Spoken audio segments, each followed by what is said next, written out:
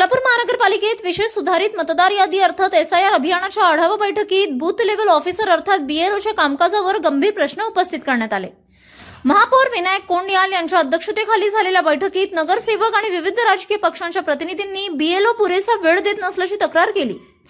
नगरसेवकांच्या म्हणण्यानुसार अनेक बीएलओ दिवसातून केवळ 2 ते 3 तासच काम करतात। काही ठिकाणी घर भेट न देता मोबाईलवरून माहिती घेतली जात असल्याने मतदारांची चुकीची अथवा अपूर्ण माहिती नोंदवली जात आहे। माहिती अपलोड करतानाही त्रुटी होत असल्यामुळे नागरिकांना मनस्ताप सहन करावा लागत असल्याचे बैठकीत स्पष्ट करण्यात आले।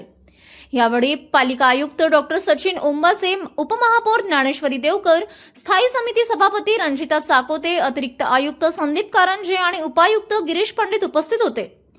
महापालिका प्रशासनाने मात्र शहरातील सुमारे 350 मतदान केंद्रांवर एसआयआर अभियान सुरू असून प्रत्येक केंद्रांवर मतदार यादी अद्ययावत करण्याचे काम वेगाने सुरू असल्याचे सांगितले।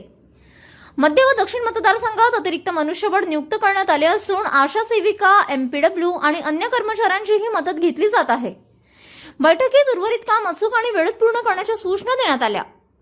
ज्या केंद्रावर आहे त्या ठिकाणी रस्त्यावर आम्ही मंडप मारून चांगल्या पद्धतीचं शिबिर घेतलं होतं एसआयआरच्या माध्यमातून। ज्या पद्धतीनं 30-40 शिक्षकांना बीएलओला मतदार फॉर्म भरायला दुनियाचा त्रास होता एका दिवसामध्ये, पण ज्यावेळेस शिबिर भरवलं त्यावेळेस 80, 85, 90, 100 पर्यंत एका बीएलओकडे फॉर्म भरले गेले।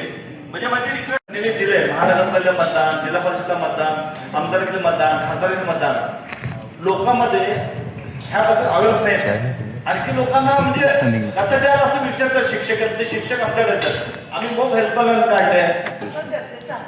मी हे पत्र जसं मला 2 तासापूर्वी मिळालं साहेब, 200 एकर विधानसभा मतदारसंघातलं 362 बूथ क्रमांक माझ्याकडे आहे। बीएलओ वाघमारे आहे। मी त्याला परत फोन केला आणि मी त्यांना विचारलं की असं पत्र आहे तर तुमच्याकडे त्याची काय माहिती आहे का, कुठली मीटिंग कोणी ठेवलं मला माहिती नाही।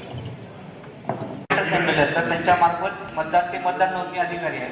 महानगरपालिका सपोर्टिव्ह रोल मध्ये आहे। आम्ही आता या प्रक्रियेमध्ये एंटर केलेला आहे। बीएलओची नोंदणी, त्यांची नेमणूक, त्यांचे ट्रेनिंग, त्याचा पोर्टल हे सर्व डेप्युटी कलेक्टर्सकडे असतं। सध्या आम्ही फक्त सपोर्टिव्ह रोल मध्ये महानगरपालिका ही पूर्ण प्रक्रिया त्यांच्या मार्फत पार पडते। आणि डेप्युटी कलेक्टरच नाहीत की सर?